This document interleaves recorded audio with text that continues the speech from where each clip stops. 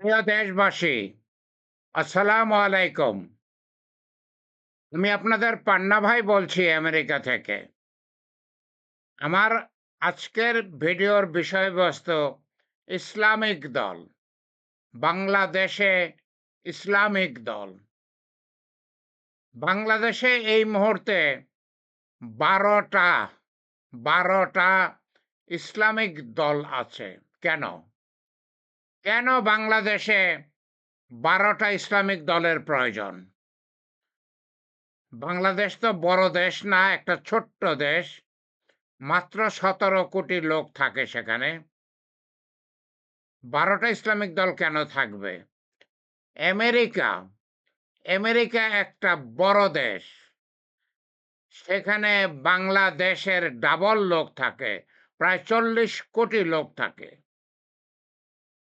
সেখানে প্রায় সবাই ক্রিশ্চিয়ান।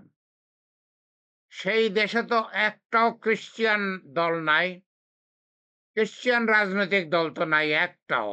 আর বাংলাদেশে ১২টা ইসলামিক রাজনৈতিক দল আছে। তারপরে তো শত শত মোল্লা তো আছেই, যারা হেলিকপ্টারে চড়ে ওয়াজ করে বেড়াচ্ছেন। হেলিকপ্টারে চড়ে তারা ওয়াজ করে বেড়ান। তারা ৫০-৬০ হাজার টাকা হেলিকপ্টার খরচ নেন। ৫০-৬০-৭০ হাজার টাকা ওয়াজের ওয়াজের কি ওয়াজের নজরানা নেন। এইরকম কমপক্ষে ৫০০ ওয়াজ করানোওয়ালা আছে বাংলাদেশে। বাংলাদেশ কি তালেবানি রাষ্ট্র হয়ে যাচ্ছে? বাংলাদেশ কি তালেবানি রাষ্ট্র হয়ে যাচ্ছে? আমরা তো তালেবানি রাষ্ট্র চাই না। আমরা তালেবানি রাষ্ট্র চাই না। বাংলাদেশ ধর্মনিরপেক্ষ দেশ। বাংলাদেশ অসাম্প্রদায়িক দেশ। বাংলাদেশে হিন্দু, মুসলমান, বৌদ্ধ, খ্রিস্টান, গারো, পাহাড়ি, চাকমা সবার সমান অধিকার। সবার সমান অধিকার। কারণ বাংলাদেশ ধর্মনিরপেক্ষ দেশ। এখানে ১২টা ইসলামিক রাজনৈতিক দল কেন থাকবে? কেন ১২টা ইসলামিক দল থাকবে? কেন মোল্লারা হেলিকপ্টারে চড়ে গ্রামে গ্রামে যেয়ে ওয়াজ করবে? বাংলাদেশের মানুষের কি ওয়াজ দরকার আছে? তারা পৃথিবীর যেকোনো মুসলিমের থেকে ভালো মুসলিম। তাদের তো কোনো ওয়াজের দরকার নাই। এই ধর্ম ব্যবসায়ী ওয়াজ করানোওয়ালা একেকবারে কয়েক লক্ষ টাকা মানুষকে খরচ করায়। তারা ৫০-৬০ হাজার টাকা হেলিকপ্টারের ভাড়া নেয়। তারা ৫০-৬০-৭০ হাজার টাকা তার সেলামি নেয়। তাদের জন্য প্যান্ডেল করতে কয়েক লক্ষ টাকা খরচ হয়। এর কি কোনো প্রয়োজন আছে? কোনো প্রয়োজন নাই। কোনো প্রয়োজন নাই। এই ওয়াজের মাহফিলে ৫০টা থেকে ১০০টা মাইক লাগানো হয়। সেই মাইক পরিবেশ দূষণ করে। সেই মাইক পরিবেশ দূষণ করে। আমরা, আমরা ধর্মনিরপেক্ষ দেশ। ১৯৭১ সালে বাংলাদেশ মুক্তিযুদ্ধ করে আপনাদেরকে নিয়ে, আপনাদের সহায়তায় ১৯৭১ সালে আমরা মুক্তিযোদ্ধারা বাংলাদেশ স্বাধীন করেছি। সেইটা তো শুধু ওই মোল্লাদের মোল্লাদের তালেবানি রাষ্ট্র করার জন্য না, মহিলাদের সেবাদাসী করার জন্য না। মোল্লারা তো মহিলাদের কোনো স্বাধীনতা দেয় না। মোল্লারা তো ৪ টা করে বিয়ে করে। তারা মহিলাদের কোনো স্বাধীনতা দেয় না। মহিলাদের ঘরের বাইরে যেতে দেয় না, স্কুলে যেতে দেয় না, কাজে যেতে দেয় না, বাজারে যেতে দেয় না। এমনকি কথা পর্যন্ত বলতে দেয় না। কেন?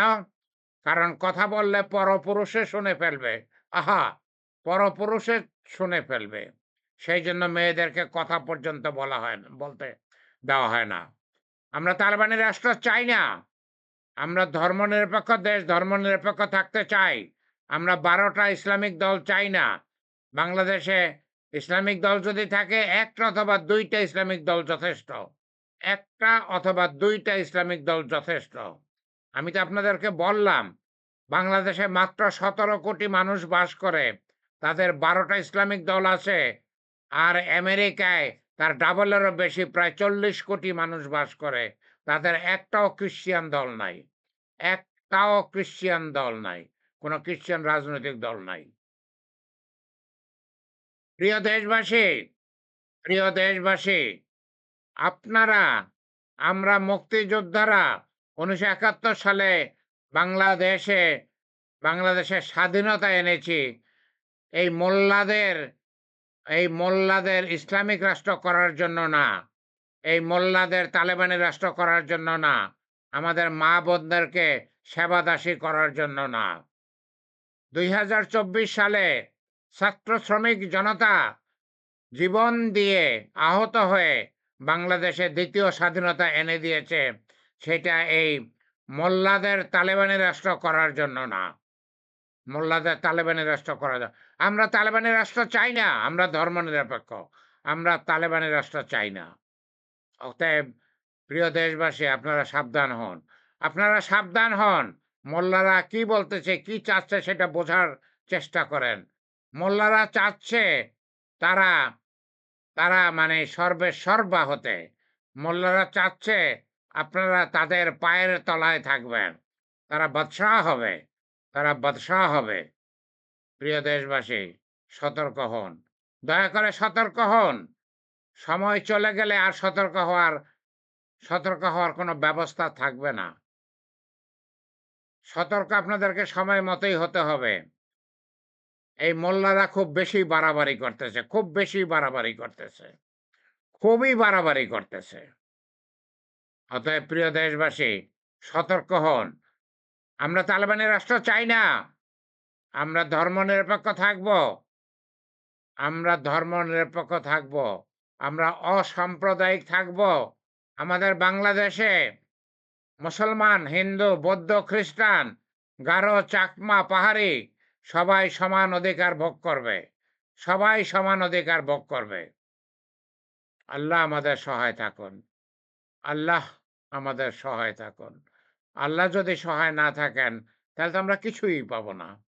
প্রিয় দেশবাসী, দয়া করে সাবধান হন। দয়া করে সোচ্চার হন। দয়া করে সোচ্চার হন।